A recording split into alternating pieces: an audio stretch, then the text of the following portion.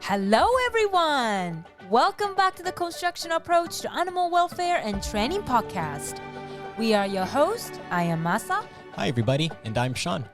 We hope that you're cuddled up with your animal companions and ready for this exciting episode. Before we begin, we have a couple of announcements. At the end of May, we will be presenting at Association for Behavior Analysis International Conference. That's right. We have the honor of joining a group of individuals that will be presenting several different applications of the constructional approach to both humans and animals. So if you're available and want to join us in Boston at the end of May, we look forward to seeing you there. That's right. And next one is that we recently opened up the registration for a group class all about measurement and data collection. That's right. And in there, it's going to be really fun because we're going to explore practical methods to collect data and use that in real-life training situations. And we have another new group class we're going to open about constructional fiction. That's right. So please make sure that you join CAAWT membership. If you join into our premium level, you can actually enjoy half off of all of our group classes and webinars, and even our upcoming annual CAAWT conference at the end of July. That's right.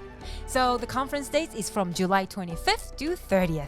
And it's going to be an extremely exciting conference. It's going to be unlike any others. The lineup of speakers and topics that they will be presenting on are unlike any that you'll find at any other conference. So please put that on your calendars, and we'll look forward to joining you there. In today's episode, we will continue our interview with Dr. Susan Friedman. Please enjoy. One of the things is I've watched you, and Joe talk about things coming out of the coffin, getting lost in time, or getting lost also because of misguided cultural fog, social pressure. And also because there's just so much to learn, we're missing out on so many people. Gold Diamond was just one, I'm sure, is that I grew up in that Wells Hively, Og Lindsley sort of culture of applied behavior analysis. And so the notion that we were constructing new repertoires was just simply part of the air we breathed. So it wasn't until Joe connected those dots for me that I realized that there was a person who then took that sort of philosophical, well-known view from an ABAI point of view, and then systematized it. And I found just the other day in one of my noodling, I have a whole, we just need to get together sometime, because I have a whole really interesting folder of things that I found. But who was it? And she said that she would have thought that it was something new, the constructional approach, except for the fact, here it is.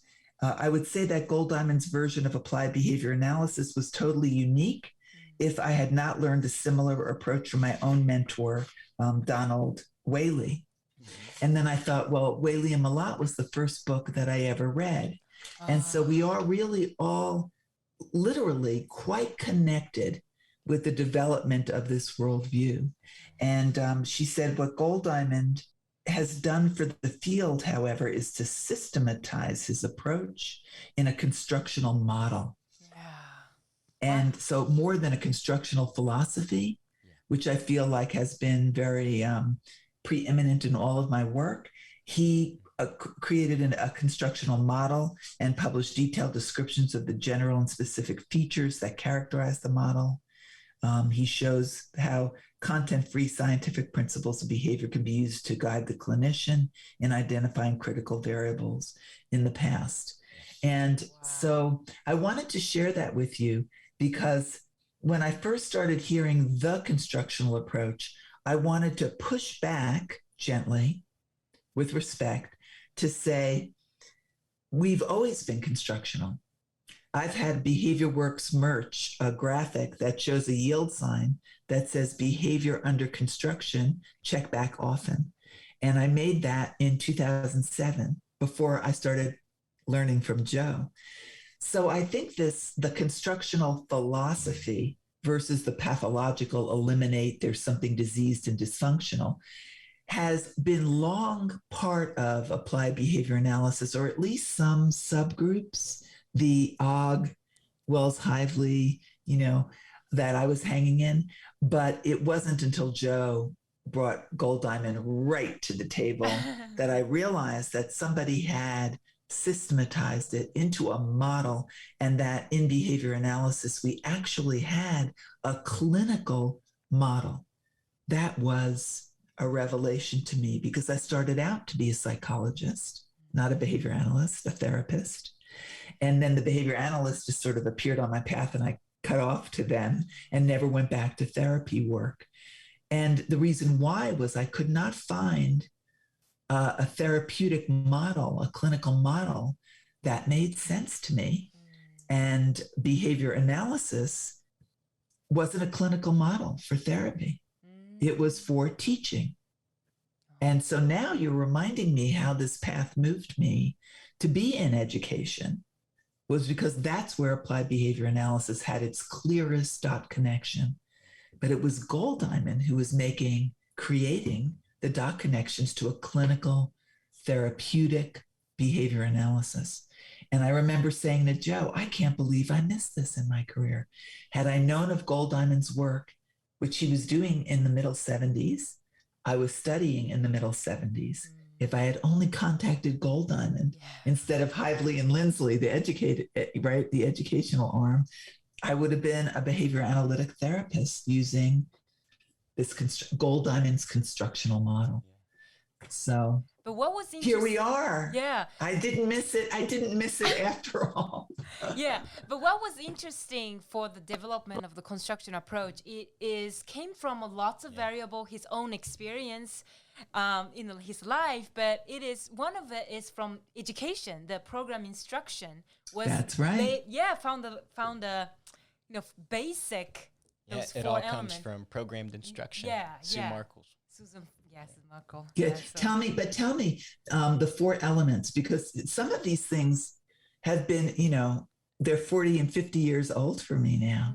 And part of the joy in working with the next generation of behavior analysts like you and many of the teacher assistants on my online course and taking Mary's course is the ability, the opportunity to dip into the new view of our basic principles. And that's extraordinarily enriching. And I'm picking it up as fast as I can and changing what and how I'm teaching.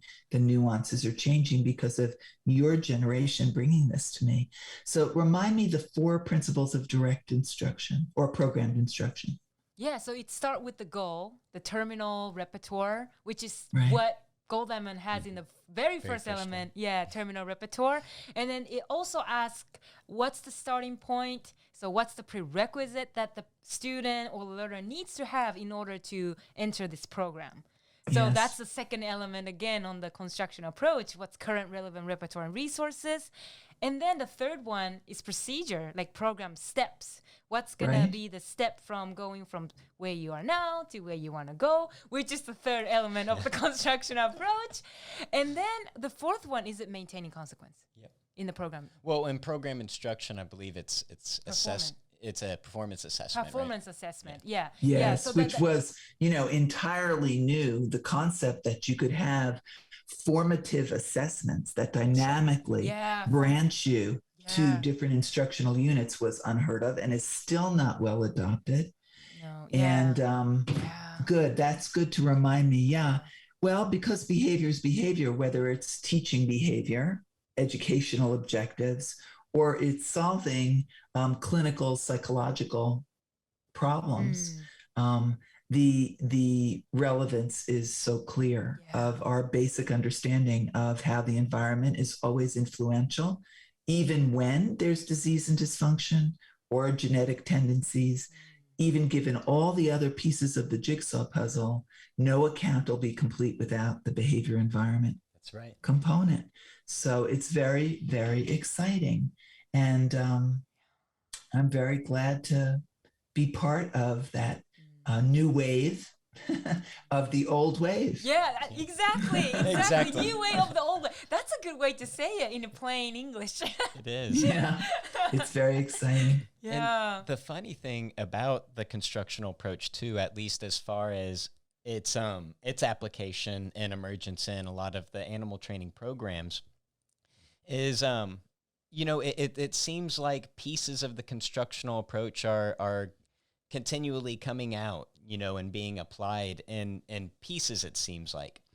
Because it seems like when I was first in Orca, for example, we were really good at making programs that made sure that we identified our target goal, that we thought about, behaviors that the animal could already do that were close to it. We outlined our shaping steps. We took our performance data. We were doing all of those things. But there were a couple of nuances that are implied in the constructional approach that were often being overlooked. And I feel like those things are going to be really big paradigm shifters for the way that we start structuring a lot of programs. And it's this basic idea. And actually, I read about this first in an Ogden paper, which is the funny thing when I later found it in another constructional paper. It's like you're saying, I was like, oh my gosh, it's everywhere. Yeah, we've always been constructional, but it's about making the model that I think is really the new news. Is there's a model that puts it all together.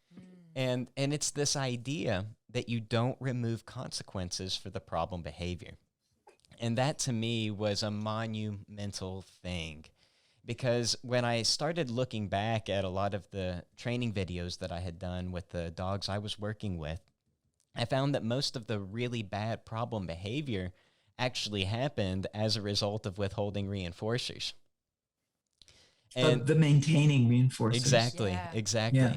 And so like when the dog's jumping on you and they're basically what's maintaining it is contact and interaction with you, whenever I would turn my back to them, they would get worse. They'd start jumping more, nipping at my jeans, barking louder, and it escalates, because they're not getting access to it. And so that idea that you go ahead and you reinforce, you provide that consequence that's maintaining that behavior, take account of where that mistake happened and go back and make sure that we train to that condition, to me was a monumental thing.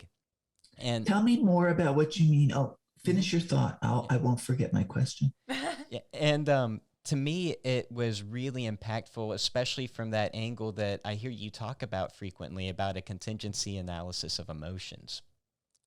Because when I start thinking about the emotional state of my learners, when I think about when they're doing this extreme behavior to get access to some consequence that's important and I'm withholding it from them, I have to imagine that the emotional behaviors and emotions themselves that would be tacting that contingency would not necessarily be pleasant ones.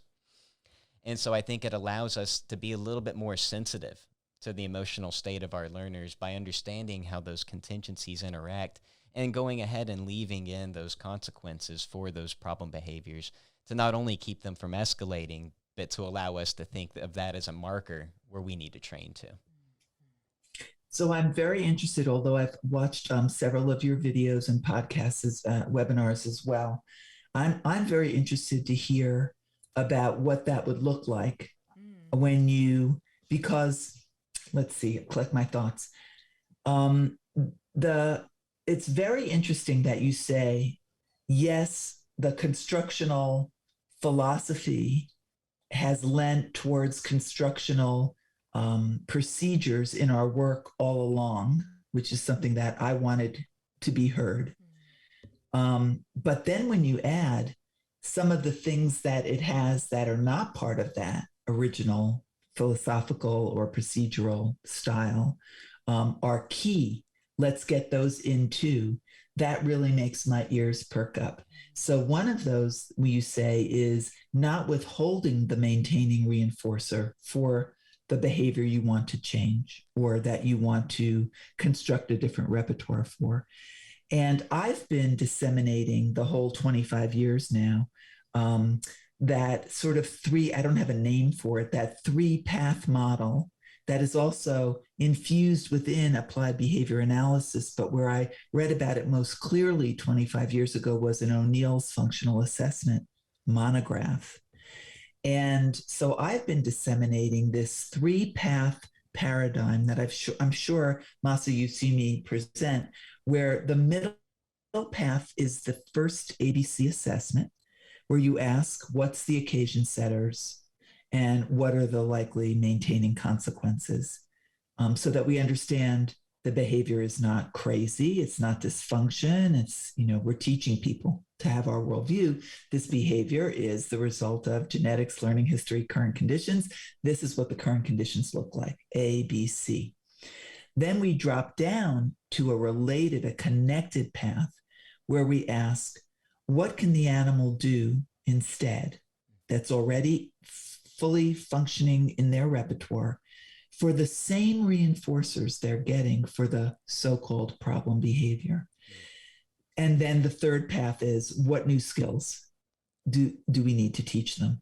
That three-part model has served me very, very well in disseminating to the animal world a different way of understanding problem behavior. It has occasion setters, antecedents, and it has consequences that are outcomes of value for behaving in that way. Yeah. That we can just ask the animal never to give up the reinforcers, but to change the behavior on which they are contingent. So 4 on the floor instead of jumping. And then we can ask, but what's the ultimate goal? Wouldn't it be great if we had a dog that just came up, gave you a sniff, and then ran off to do something really active and productive in the yard instead of persisting on this jumping on the visitors? Okay, so that's the three-path model that I've been disseminating and has served quite well in getting people to see a different way of looking at it. That is related to those questions of the 5 questions that the constructional model would ask us. Tell me, what are you saying that instead of using an existing behavior to control the original maintaining reinforcers is not what you're describing? You're describing continuing to reinforce the animal for jumping up on you while you're building other repertoires. Tell me more about that.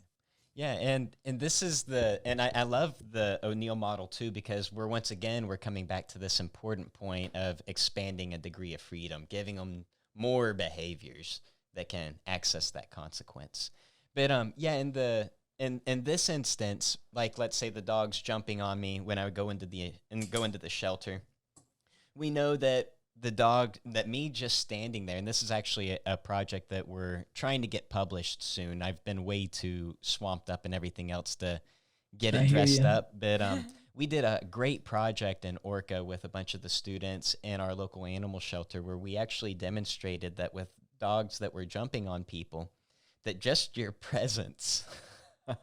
Jesus presented that, and I did hear it, and then I listened to your webinar about it too. Yeah. You just being there, will maintain that dog's jumping on you. But we also showed that even saying no and pushing them down will maintain them jumping on you. And then we also saw that giving them attention will maintain them jumping on you. And so keeping that in mind, that just being there and being jumped on maintains the jumping behavior, we'll go ahead and stand there and let the dog jump on us. And whatever consequences are obtained for that, they can continue to have those and access those. But the minute that all 4 of the paws touch the ground, we're there now giving them more interaction. And so we're increasing the magnitude of it. And the neat thing about that is that comes solely from Dr. Ogden Lindsley.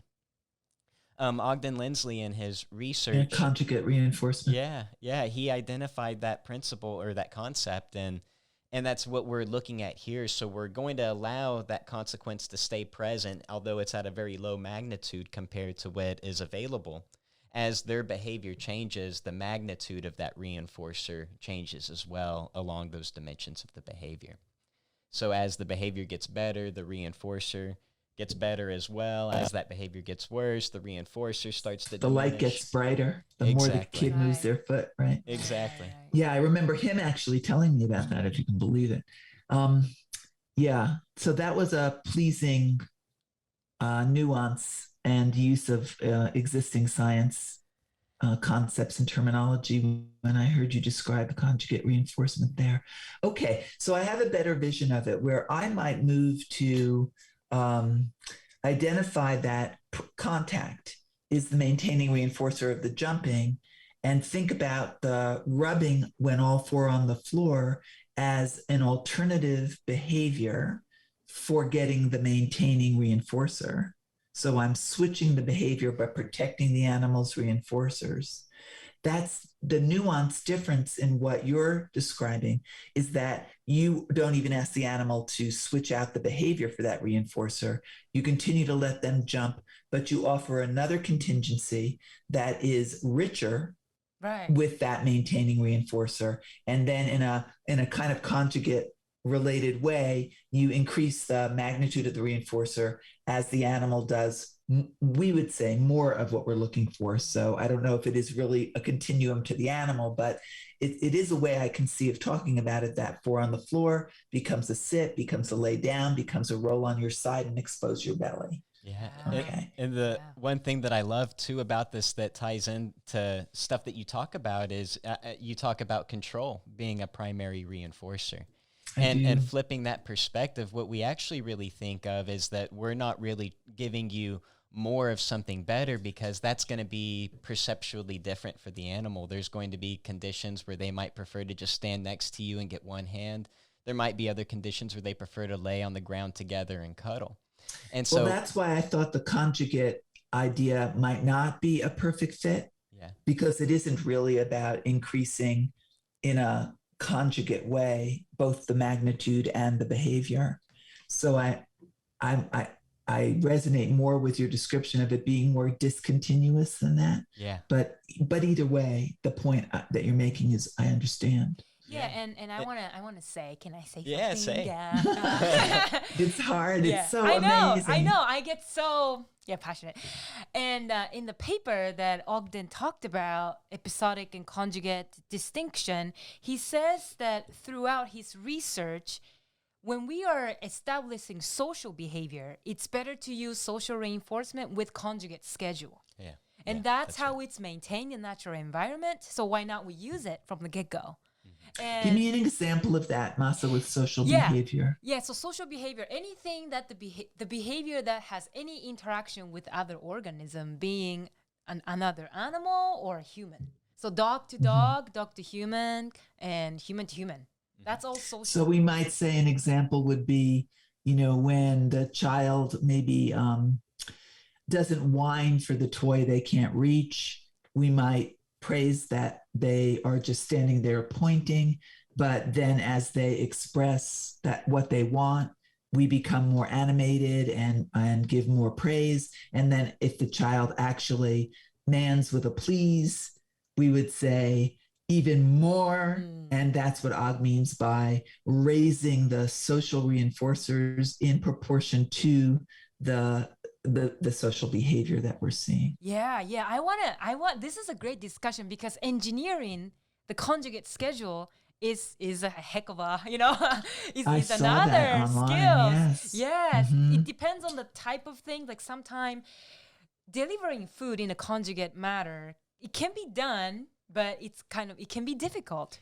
It would end up being a lot like the I Love Lucy episode where her and Ethel are wrapping the chocolates on the conveyor belt. And they're like stuffing them in their mouth. Also, the data, I'll tell you, I have not done a proper review of literature, but my understanding with my snippets with coffee in the morning is that it is unclear the extent to which different species, no less individuals within species, but let's work on the parametric level now.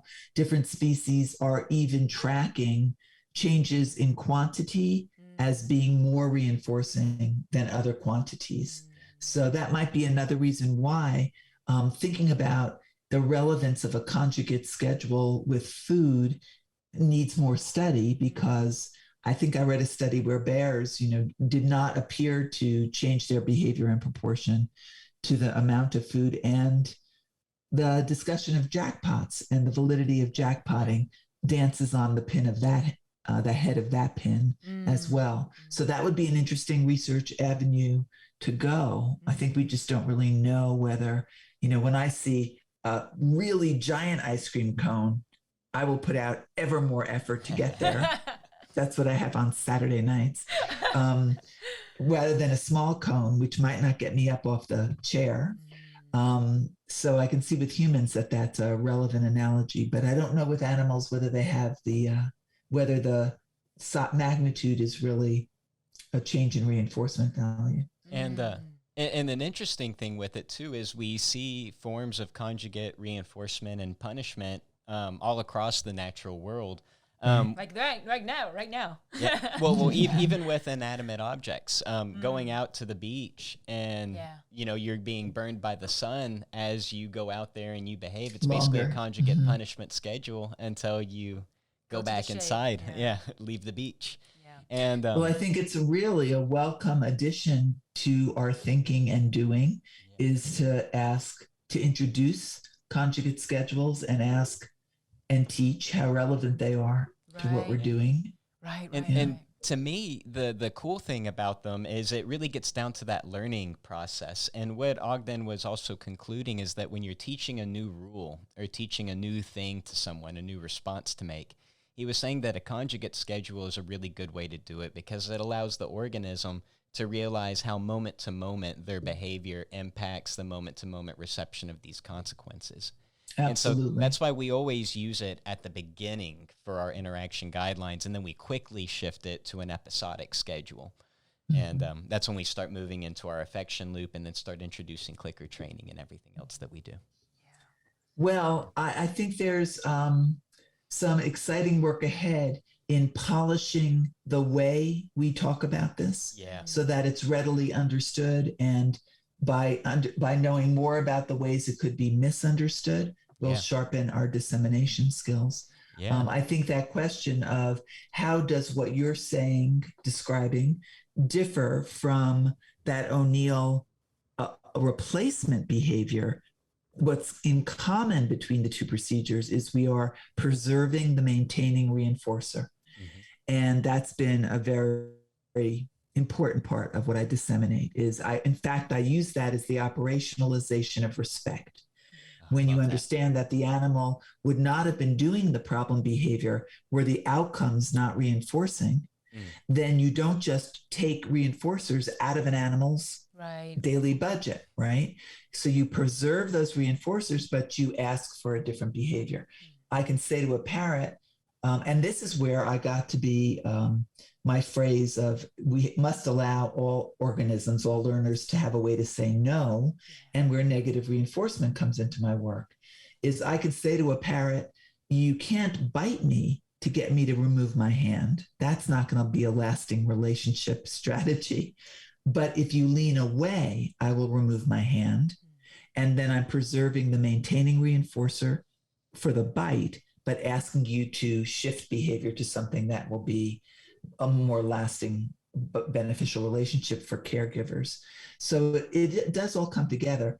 So I think what they have in common is that we're both having this earnest respect and drawing attention to the fact that you don't just remove reinforcers from learners' daily control budgets, But the difference is where I would recommend an alternative behavior that already exists in the repertoire and make that swap, like a bird leaning away when I put my hand up, or a horse moving its head when you bring your hand near with a halter. You're saying, let's let that keep happening. And in a way, you compete with that reinforcer by offering a different contingency that is richer and gets ever richer as the animal's alternative behavior gets ever more extended, or whatever measurement characteristic we're looking for. Is that accurate? Yeah, and in a roundabout way, we are kind of banking on a procedure much like what you would see with the matching law, which would account for the shifting of the organism's responses. Where, of course, which I also read a little bit about last night as I was passing through all this maze of great information. Yeah, it was Baum's early discussion of the matching law. Yeah, absolutely. So one of the things very interesting. When I was talking with Joe at ATA, I came in with some questions and points that I wanted to make.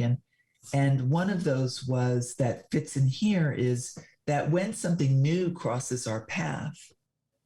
So one of my worries, and then we'll get to emotions, I promise. One of my worries is that I don't want to reinforce what I call now, groping for a clever word, behavior fashionistas. I don't want people to say, oh, new shiny, like the way when I work with the blackbirds, anything new over there, and boom, that's where their attention goes. New shiny.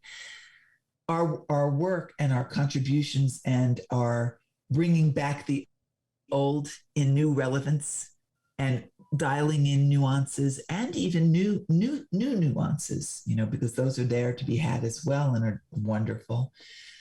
When I see people rush to them, pick them up as the new hot item, or we're wearing bell bottoms, I get very nervous about our responsibility as disseminators to control those carts a little bit and to make sure that those people are backfilled with at least a certain amount of science. So when you say to me, yes, and that description taps into the matching law, for me, that's like, I'm back on firm ground again. Or, oh, that relates to, a variation of protecting reinforcers. That's been part of our philosophy all along. So that's one thing I share with you, the old actor to the new actors, is how do we continue to have the discussions that don't have to be as sciencey as we might have at dinner at ABAI, but or in the graduate school classroom, but that also don't continue to reinforce that new shiny. And I had to work so hard in the last few months to think about why that would matter to me. Like I know I've identified that as a worry, but I couldn't figure out what's underneath the worry. And what I finally realized, at least in part, is that if we reinforce like schools of fish moving over to here and then moving over to there without connecting the dots that we're not really moving away from our planet, I realized what's important about that is if we don't help that happen, then the constructional approach that you're delivering and the protection of existing reinforcers and the competing with a matching law headset, all of that will get dropped when the next new shiny hits the path. And I'm mixing a lot of metaphors. Alexandra Curlin would applaud when the school, because she's a big metaphor teacher, when the school of fish move and we're standing there with Gold Diamond, right? Saying, hang on, this should not be buried again, only to be dug up again, like behaviorism itself. I appreciate you allowing me that little moment of sharing. Yeah. That to me is really important. And I actually, my issue with a lot of the fad training situations that get presented out there and really try and push themselves as the grand thought originator and proprietor of everything great in this, I feel like it loses a lot of the validity. For me, whenever I'm looking for something to try, something to explore, I don't want it to just be because someone liked it. I would like to know that there was a thought process, that there was a foundation that was an anchor. It was anchored in existing knowledge. Yeah. And to me, it's only validating. Like when I was first introduced to clicker training, it was through the book, Don't Shoot the Dog.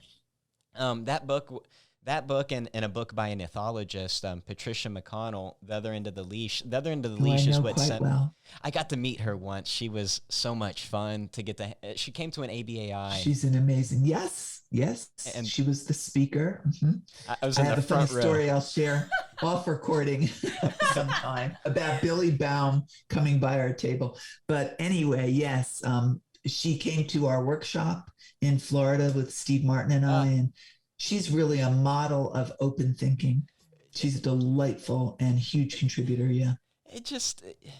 I love her storytelling. Well, anyways, Patricia's wonderful, and that book sent me back to school. And then I got from there to Karen's book, Don't Shoot the Dog. And when I was reading that book at first, because I was brand new to clicker training and never even heard of it before at that point, and start reading that book, and I'm starting to understand what she's saying and how this is supposed to work and why this is a good idea.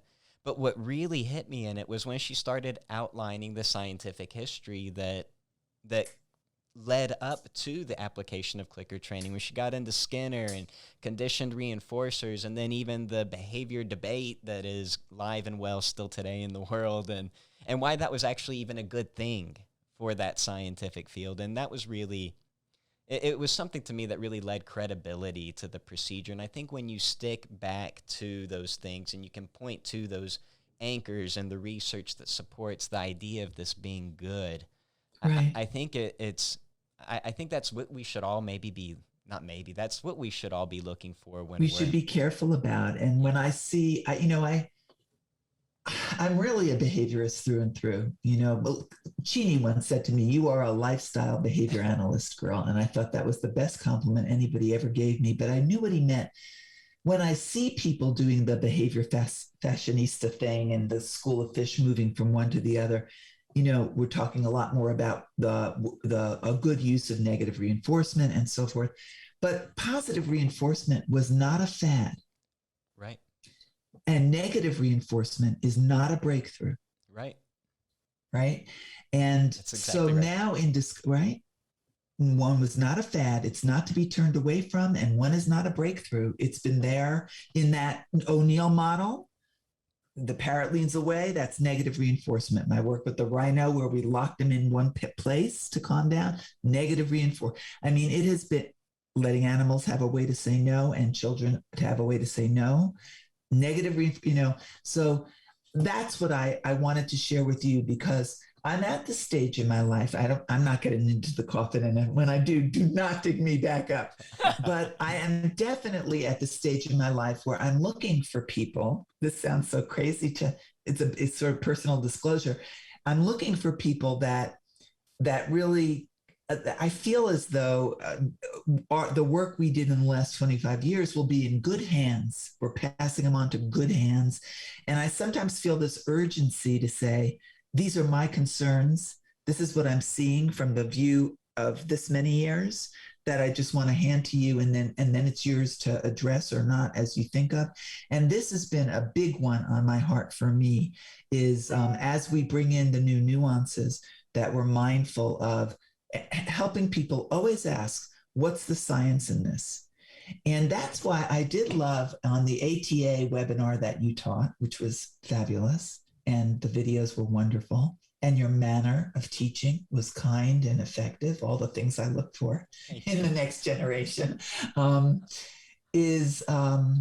when I think it was someone named Gwen, who I haven't met yet, said, what I see is negative punishment when you take your hands off. Oh, yeah. And I thought, that's what we want. We want that behavior, because right or wrong, we could debate it. Ken Ramirez and I are still debating whether it's extinction or timeout in the least reinforcing scenario. I say it's timeout because it's contingent. He says it's extinction because I don't know why. He's wrong. But so it's not even the rightness of it, but right. Somebody in that crowd was trying to swim through the new information to find the anchor. Right. And I thought that really deserved some applause. And I think you and I can, and Masa and others can continue to teach that procedure, that critical thinking, analytic thinking, anchor fishing, scuba diving for the science, in all things that appear to be new to me is not new to our field.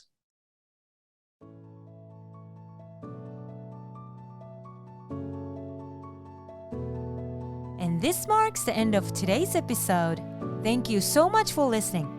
We hope you enjoyed our interview with Dr. Susan Friedman. Please remember to sign up for the CAAWT membership premium plan and take advantage of the 50% discount to our measurement and data collection group class, constructional affection group class, and the upcoming 3rd annual CAAWT conference. Check out our website as we will announce the titles and abstracts of the CAAWT conference and open the registration. We will put all the links to the description below. If you like our show, please subscribe to our podcast or share it with your friend. And feel free to get more information or reach out to us on our website, CAAWT.com, or our Facebook page, Constructional Approach to Animal Welfare and Training, Instagram at NPO_CAAWT, or you can always email us at caawtcontact@gmail.com. Thank you again for joining us today. We are your host. I am Masa. And I'm Sean. Have a wonderful day with your amazing animal companions.